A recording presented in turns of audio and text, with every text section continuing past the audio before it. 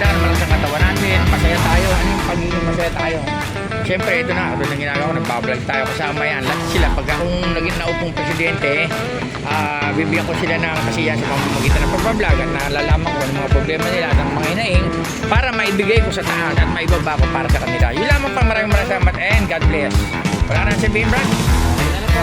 Okay. Hindi na po ba ang magsabi ng presidente namin? Okay. Bye-bye. God bless.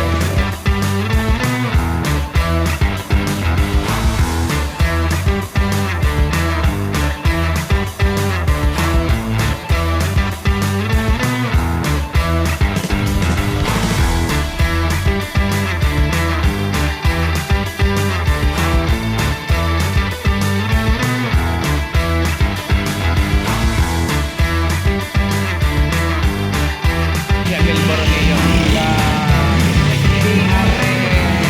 Toda, JM Toda. Ayan, dito yan sa ito may bunga.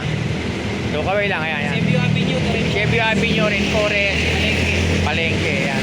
So magandang hapon and God bless. Tatakbo tayo UCP Toda dito sa kabuuan ng Pasig. So magandang hapon and magandang gabi sa inyo lahat. Yan. Ano po masabi sa pagtakbo sa UCP? Okay naman. Magagampanan naman yung mga pangangailangan ng mga driver, Yes. mga hinanaing, Oo. magayod at yung mga ipapangako nyo, Oo. magagampanan nyo po. Mas maganda. Basta ako, hindi ako nangangako hanggang kaya ko. Pero ang gusto ko talaga kalusugan, mapasaya ang toda sa pamamagitan ng ano, katulad yung pagpipipi, tuturuan ko kayo. Lahat ng toda, tuturuan ko para kung meron kayo na ayos, kasi kasakit, automatic, meron kayong kasama na marunong. Ayun lang naman ang gusto ng mga driver eh. Pangalawa, una lang yan ha. Yung aksyon. Ayan, Hindi yung puro tapos, salita. ayan. Tapos yung pangalawa, yung maging masaya.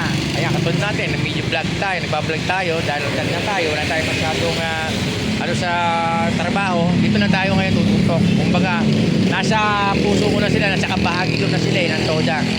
So, doon sa pangatlo, yung number 1 gusto ko doon, yung mailapit sa taas kung anong pangangailangan ng nasa ibaba.